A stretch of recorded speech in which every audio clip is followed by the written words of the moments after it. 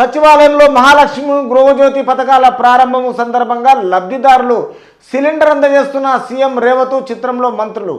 సచివాలయంలో 200 యూనిట్ల గురించి దీపం పథకం గురించి ఇది ఈ గృహజ్యోతి పథకాల గురించి సిలిండరు అందజేస్తున్న సీఎం రేవంత్ చిత్రంలో మంత్రులు ఎవరైతే ఉన్నారో కాంగ్రెస్ పార్టీకి సంబంధించిన వాళ్ళందరూ సెక్రటరియట్లో ఈ లబ్ధిదారులు సిలిండర్ అందజేస్తున్న సీఎం రేవంత్ చిత్రంలో.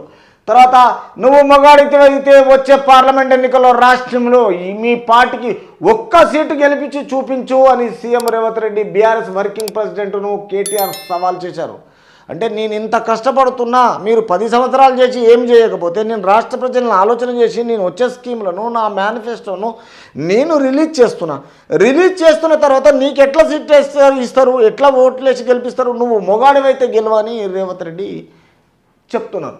తర్వాత నీ అయ్య వస్తాడా, నీ కార్యకర్తలు చూసుకుంటారు బిడ్డ, నువ్వు కాదు నీ అయ్య వస్తాడా, మా కార్యకర్తలే చూసుకుంటారు అంటున్నారు. తర్వాత అని హెచ్చరించారు. మంగళవారం చేవెళ్లలో కాంగ్రెస్ పార్టీ నిర్వహించిన వనజాతర సభలో రేవంత్ మాట్లాడుతూ మాజీ సీఎం కేసీఆర్ కుటుంబంపై తీవ్ర వ్యాఖ్యలతో విరుచుకుపడ్డారు. అంటే వీళ్ళు రెచ్చగొడితే ఆయన విరుచుకుపడ్డారు. ఊరికే ఎందుకు పడతారు? వీళ్ళు 10 సంవత్సరాల నుంచి రెచ్చగొట్టడమే కదా, అలా కార్యాచరణ మొత్తం ఇదే కదా. జీవితాంతం మొత్తం మనుషుల మీద పడాలి, తర్వాత రెచ్చగొట్టడమే, అందరిని ఎద్దేవా చేయడమే తప్ప ఇంకేముంటుంది అలా. తర్వాత బీఆర్ఎస్ నేతలు పొద్దున లేస్తేనే చెత్త వాగుతూ ఈ ప్రభుత్వం ఎప్పుడు పోతుందా, మేము ఎప్పుడు కూర్చుంటామని ఆలోచిస్తున్నారు. అవును మరి, ఎందుకంటే ప్రజల్లో మళ్ళీ వ్యతిరేకత తేవాలి, మళ్ళీ కాంగ్రెస్లోకి వెళ్ళి కొనాలి, అవిశ్వాస తీర్మానం పెట్టాలి, మళ్ళీ అధికారంలో పోవాలి, పిచ్చిలేసింది వీళ్ళకి మొత్తం. ఎందుకంటే అధికారం పోయింది కదా ఈ మధ్యన, అధికారం పోయిన తర్వాత ఈ పని చేస్తున్నారు. కాబట్టి ఇది మంచి పద్ధతి కాదు వీళ్ళు చేసేది. తర్వాత ఈ విషయంలో పదే పదే తప్పుడు పనులు చేసి అలవాటు అయిపోయింది వీళ్ళకు. అలవాటు అయిపోయి మొత్తం ఏం చేస్తున్నారంటే కాంగ్రెస్ అధికార పార్టీని ప్రజలను ఉద్దేశించి కొందరు వాళ్ళ చెంచాగిరి చేసేటోళ్ళకి మొత్తం ఏమైపోయింది, వాళ్ళ ఫేవర్లో మాట్లాడుతున్నారు. అది ఎంతవరకు కరెక్టో అర్థమవుతలేదు. కాబట్టి ఈ విషయంలో సీఎం అందుకే చేవెళ్ళ సభలో నువ్వు మొగాడివైతే గెలుచుకో అంటున్నాడు. అది తప్పేమంటున్నాడు, కరెక్టే అంటున్నాడు. ఒకడు 3 నెలలు ఉంటుంది, ఒకడు 6 నెలలు ఉందంటే మీరెవడరా చెప్పడానికి? నా కార్యకర్తలు చెప్తారు చెట్టుకు ఊర్లలో కట్టేసి కొడతారు బిడ్డ అంటున్నాడు సీఎం రేవంత్ రెడ్డి.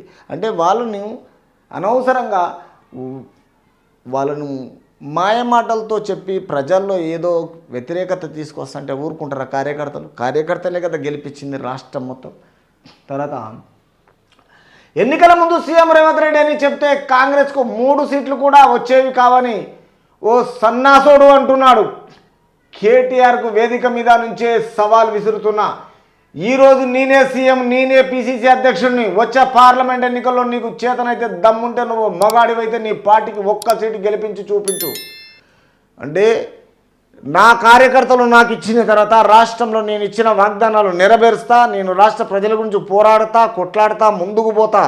నీకు మొగాడవైతే 10 సంవత్సరాలు చేత కాలేదు, నా కార్యకర్తలు కూడా బిడ్డ నేను చెట్టుకేసి కొడతారు, నువ్వు కాదు కదా నీ అయ్యగిన రాలేడు మీరు చేసిన అవినీతికి అని రేవంత్ రెడ్డి చెప్పడం జరిగింది.